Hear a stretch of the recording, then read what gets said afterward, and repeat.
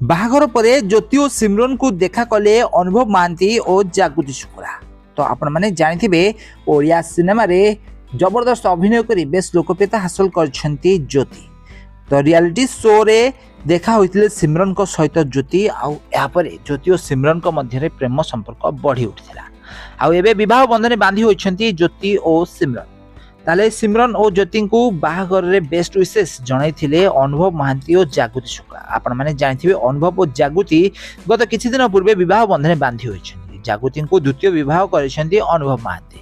वर्षांक ठारू डिवोर्स होला परे जागृति शुक्ला को एबे विवाह करछंती अनुभव।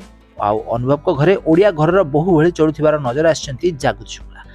तो एबे ज्योति बाहाघरटी सरी जाइछि। बाहाघरटी बेस धूमधाम होइतिला। बॉलीवुड इंडस्ट्री बहुत सारा सेलिब्रिटी माने तांको बाहाघरे जोग देइथिले।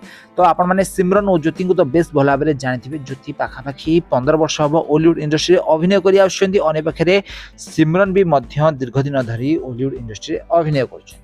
गोटे रियलिटी शो रे ज्योति और सिमरन परस्पर को देखा होइथिले। आउ एहा परे धीरे धीरे दुहिंका मध्य प्रेम संपर्क आरंभ होइथिला। आउ एबे दुहे विवाह बंधने बांधी होइछथि। दुहिंका प्रेम को दुहे सारा दुनिया ठारू लुचेई रखिथिले। हेले एबे दुहे परस्पर को विवाह गरिछंती। सबुदिन पई जीवन साथी होइछंती ज्योति और सिमरन। तो एबे ज्योति को पाखापाखि 31 रु 32 वर्ष बयस होइतला बेले सिमरन को पाखापाखि 29 रु 30 वर्ष बयस होइछि।